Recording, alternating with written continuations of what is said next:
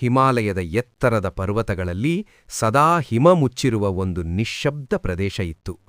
ಅಲ್ಲಿ ಮನುಷ್ಯರ ಹೆಜ್ಜೆಗುರುತುಗಳು ಅಪರೂಪ. ಅದೇ ಸ್ಥಳದಲ್ಲಿ ಒಂದು ಹಳೆಯ ಗುಹೆಯೊಳಗೆ ಅಘೋರಿ ಬಾಬಾ ವಾಸಿಸುತ್ತಿದ್ದರು. ಅವರು ಸಾಮಾನ್ಯ ಸಾಧುಗಳಂತೆ ಕಾಣುತ್ತಿರಲಿಲ್ಲ. ದೇಹದ ಮೇಲೆ ಭಸ್ಮ, ಉದ್ದವಾದ ಜಟಗಳು, ಕಣ್ಣುಗಳಲ್ಲಿ ಅಸಾಧಾರಣ ತೇಜಸ್ಸು.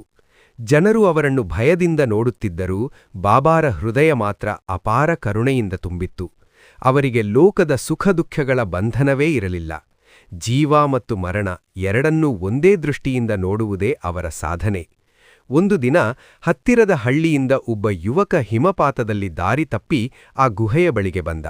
ಶೀತದಿಂದ ನಡುಗುತ್ತಾ ಜೀವ ಉಳಿಯುವ ಆಶೆಯನ್ನೇ ಕಳೆದುಕೊಂಡಿದ್ದ. ಅಘೋರಿ ಬಾಬಾ ಆತನನ್ನು ನೋಡುತ್ತಿದ್ದಂತೆಯೇ ಮೌನವಾಗಿ ಒಳಗ ಕರೆದು ಬೆಂಕಿ ಹಚ್ಚಿ ತಪಸ್ಸಿನ ಉಷ್ಣದಿಂದ ಅವನಿಗೆ ಜೀವದ ಉಸಿರು ತುಂಬಿದರು. ಯುವಕ ಭಯದಿಂದ ಕೇಳಿದ, ಬಾಬಾ, ನೀವ್ಯಾರು? ಎಲ್ಲರೂ ನಿಮ್ಮನ್ನು ಭಯಾನಕ ಎಂದು ಹೇಳುತ್ತಾರೆ. ಬಾಬಾ ನಿಧಾನವಾಗಿ ನಗುತ್ತಾ ಉತ್ತರಿಸಿದರು, ಭಯ ಮನುಷ್ಯನ ಮನಸ್ಸಿನಲ್ಲಿ ಹುಟ್ಟುತ್ತದೆ ಮಗ. ನಾನು ಭಯಾನಕನಲ್ಲ, ಸತ್ಯವನ್ನು ನೋಡಿರುವವನು ಮಾತ್ರ. ಆ ರಾತ್ರಿ ಬಾಬಾ ಯುವಕನಿಗೆ ಜೀವನದ ಅರ್ಥವನ್ನು ತಿಳಿಸಿದರು. ಆಸಕ್ತಿ, ಅಹಂಕಾರ ಮತ್ತು ಭಯಗಳನ್ನು ದಾಟಿದಾಗಲೇ ನಿಜವಾದ ಮುಕ್ತಿ ಸಿಗುತ್ತದೆ ಎಂದು.